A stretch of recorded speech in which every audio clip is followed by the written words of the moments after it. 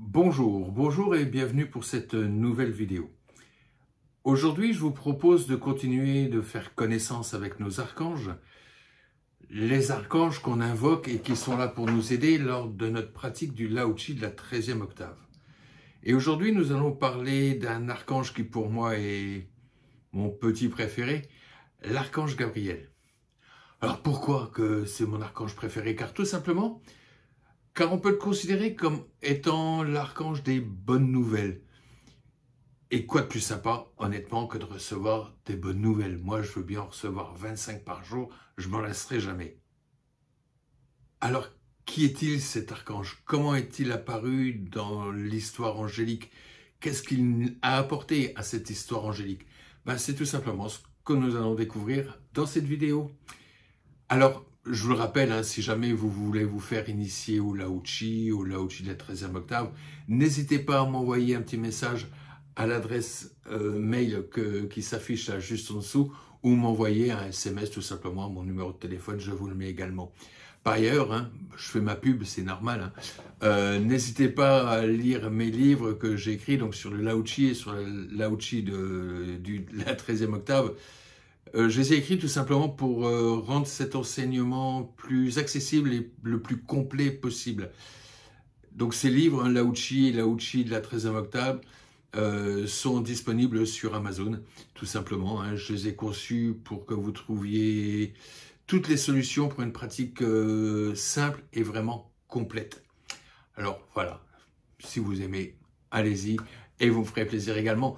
Bien sûr, n'hésitez pas à me mettre un petit pouce également sous ma vidéo, à la commenter, à vous abonner, bien sûr. Vous savez que c'est très important pour ma chaîne. Allez jusqu'au bout de la vidéo aussi, ça c'est très important. On n'y pense pas souvent, mais c'est très important également. Voilà. Donc, l'archange Gabriel.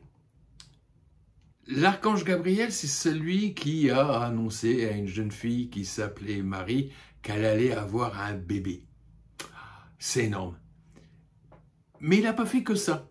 Il n'a pas fait que ça et on le verra d'ailleurs, il a annoncé l'arrivée de cet homme qu'on devait appeler Jésus plus de 400 ans avant sa naissance. Sa première apparition dans l'Ancien Testament a lieu dans le livre de Daniel. Son nom, Gabriel, signifie la force de Dieu. Je vous rappelle que le suffixe « El » signifie de Dieu ou à Dieu. C'est le suffixe qui est commun à pratiquement tous les archanges, et donc les archanges qui sont proches aux côtés de Dieu. Et il est surtout lié, cet archange, à ce qu'on appelle l'eschatologie, c'est-à-dire le récit prophétique, ce qui annonce la suite de l'histoire du peuple des Hébreux.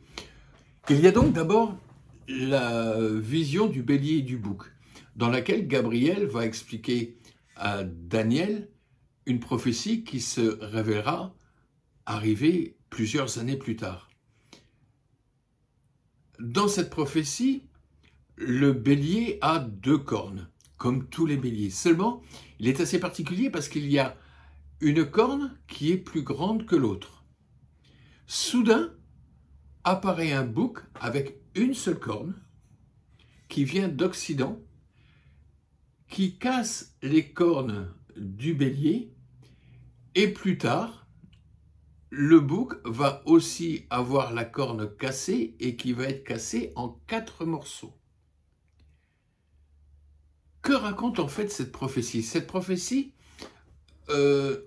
prévient que le royaume de Perse et de Médée, qui était très puissant, à un moment ou à un autre serait renversé par donc le fameux bouc qui vient de l'Occident, qui en fait est Alexandre. Donc Alexandre, le roi de Grèce, donc qui vient bien d'Occident par rapport à la Perse, qui arrive et qui va casser les cornes du bélier.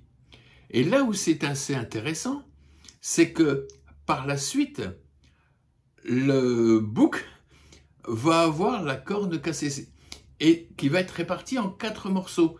Et qu'est-ce qui est arrivé plus tard? C'est que Alexandre, à sa mort, tout son empire, tout cet empire, immense empire qu'il avait formé, allait être divisé en 4 royaumes différents. Et donc on voit bien que cette prophétie s'est réalisée parfaitement plusieurs années plus tard. La morale qui est en retenir, c'est que quelle que soit la puissance, quel que soit l'empire, quelle que soit la civilisation, quelle que soit la puissance et la force de ces civilisations, elle finira toujours un jour ou l'autre par s'effondrer. Le seul royaume qui peut tenir, c'est le royaume de Dieu. L'autre grande prophétie que Gabriel a transmise à Daniel est la prophétie des 70 semaines. 70 semaines bibliques. C'est-à-dire qu'une semaine biblique, c'est une semaine d'année. Il faut suivre. Donc, 70 semaines, en fait, ça va couvrir l'histoire du peuple juif sur 490 ans. C'est pas mal comme prophétie. Que dit cette prophétie? Cette prophétie, elle annonce tout simplement l'arrivée du Christ, 490 ans avant. Pour se remettre dans l'histoire, il est bon de savoir que Daniel, lui, a vécu environ entre 560 et 600 ans avant Jésus-Christ, et qu'il a donc vécu à l'époque de l'exil des Hébreux à Babylone, qui avait été décidé par le roi Nabuchodonosor II, aussi donc une grande puissance qui a vécu une fin très rapide, et qui donc ensuite sera donc renversé par les Perses, qui plus tard seront renversés aussi. Bon, voilà. On est donc dans cette prophétie, en plein dans cette période d'exil du peuple hébreu, et Gabriel explique à Daniel ce qui va se passer ensuite. Et ce qui s'est révélé, encore une fois, c'est proche de la réalité. Alors que dit cette prophétie? Cette prophétie dit qu'elle commencera au moment où la parole annoncera que Jérusalem sera rebâtie. Elle avait été détruite, surtout le temple, lors de l'invasion de la Judée par Babylone, ce qui avait donc après provoqué l'exil des Hébreux. Il dit que cette reconstruction durera 7 semaines en des temps fâcheux, donc 7 semaines d'années.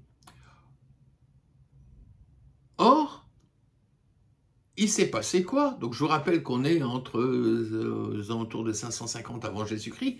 Qu'est-ce qui s'est passé? Le début de la prophétie, on se rend compte qu'elle a commencé en 457 avant Jésus-Christ, où le bon roi Artaxerxès publie un décret permettant aux Juifs de retourner sur leur terre et de reconstruire leur ville. Et que cette reconstruction a duré 49 ans. 7 semaines d'année.